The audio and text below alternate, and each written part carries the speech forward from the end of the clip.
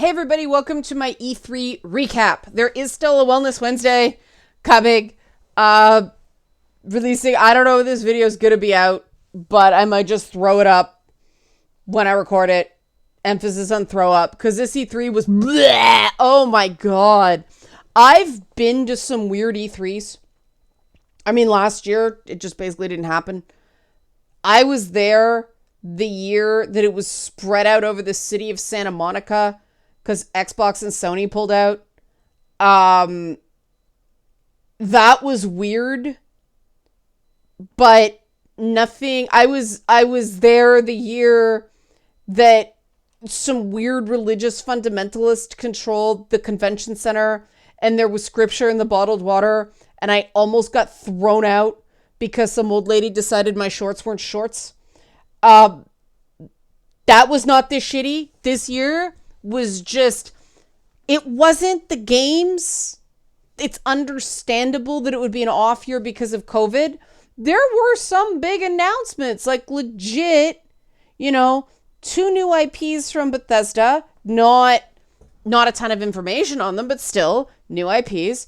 A Metroid Prime 4 and Metroid Dread, the first Metroid game in 19 years. That's big news, right?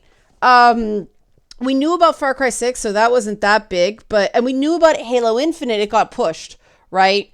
But still, we finally saw Elden Ring. That's real. George R. R. Martin apparently finished something.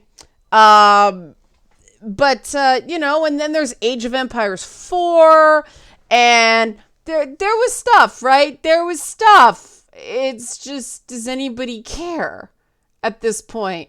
I mean, Nintendo probably had the most legitimate, Nintendo, Xbox,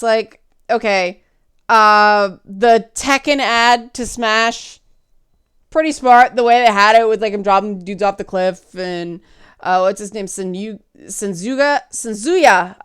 terrible Tekken names, Kazuya, mouth not working, but then he threw Kirby off, and then Kirby, flies away, that's pretty good. The Guardians of the Galaxy game looked fun. WarioWare. I mean, a lot of the stuff was retread. I'm going to screw this up, but Shin Megami Tensei 5, SMT5, look good. That looked good. Fatal Frame, Maiden of Blackwater, look good. The Breath of the Wild reveal was a little thin, but Breath of the Wild reveals tend to be. I had to check myself and remind myself how little we knew about the original Breath of the Wild when it first came out. Hey, it's like the sky levels from Twilight Princess in the fall from Skyward Sword, and that's pretty much all we get. And Link has some sort of bionic arm. Okay. We had to talk about that in Twitch chat, and it's like, we hope the weapon durability is addressed, and some of the other little gameplay features. It would be nice to know that those are fixed, but there's probably one more E3 before that comes out, so maybe we'll get details then. Hint, hint. The Plague Tale Requiem trailer was exciting. It was very high production values. I'm not sure how I feel about 12 minutes having celebrity voices, but hey, celebrities. I think the big games for fall, the nice thing is this holiday is going to be nicely competitive, not grossly competitive. We're not going to have our brains totally blown out on games. We're going to have a few releases in September and then some in October, and then, there's enough to play. Because we're going to get a Far Cry game. We're going to get some updates on Assassin's Creed Valhalla. Halo's going to be a juggernaut. Even though Halo is not what it was, it's still a big franchise, right? There is enough to play for the coming year. We're not going to be short of stuff, especially since, PlayStation wasn't there at all. There's lots of stuff on PlayStation, various and sundry games going into the spring. There's plenty for us to play, right? There's plenty for us to play. It was the production and organization of the conference itself that was garbaggio. Terrible. Flaming shit pile, rancid diarrhea straight from the ass into the mouth. Awful. Awful. And there was no excuse for that. They just needed a reasonable studio that they could manage and a decent technical director and some content producers. And that show would have been a hell of a lot better. They tried to do more than they were really capable of doing, and they blew it. It was a mess. Communication was terrible. And the way they treated co-streamers was fucking inexcusable.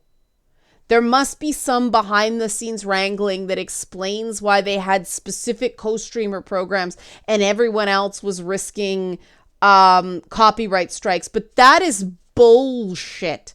You do not want to piss people off when you're trying to sell them something. And that was absurd. I mean, Nintendo didn't end up copyright striking people. It was badly communicated. Apparently, it was just in Japan. But I cut off showing sound and visuals halfway through. I didn't want to get a copyright strike. Square Enix did a DMCA free stream. Great. I don't know why companies don't just do those all the time. And put a thing at the beginning like, hey, DMCA stream, go here, whatever makes sense. Or just don't have music that you've licensed properly so people don't get into trouble. This is the reality of streaming now. Face the reality. Because I checked the numbers on the Twitch streams and the YouTube streams. They were a healthy 5 figures, but they weren't millions. And we know millions of people play games. Millions of people are interested in that content. So where were the other people watching on small-ish co-streams? Whenever you're cutting those people off, you're cutting off access to a convertible audience. It's ridiculous. It's dumb. It's stupid. I don't know how many adjectives I can do. It's greedy. It really felt like a pay-to-play structure here of you only get featured if you cough up some cash, which is why a lot of those indie games were very samey. They were sort of at that tier of these are the indie games that, are fairly well capitalized. They're not like scraping by in the skin of their teeth kind of thing. But E3 should be a festival that uses the corporate money to push projects that otherwise wouldn't get their due. And it just seems like a ton of other services are doing that in a way that E3 isn't anymore. And that means that the discovery relevance of E3 no longer exists. So what's the point of it being around? I think it's got one more year because everybody's like, oh, COVID, everybody's going to want to gather again. But if they don't bring something really special next year, like really, really kiss ass and get people back, I think they're done. I don't see the purpose of this. I can just sit on Twitter and watch the trending tab and see what's announced. I don't have to sit here like bored out of my fucking skull starting on like friggin', what does that start? Thursday, Friday? I've lost track of what day of the week it is. Because instead of going Monday to Thursday, like it used to with something Sunday night, no, they blew people's entire goddamn weekend because everyone's like, okay, you're going there, so I'm going to go sooner, and I'm going to go sooner, and I'm going to... Fuck that shit. Like, prepare a presentation, have something competitive. Don't just try to grab headlines by going first.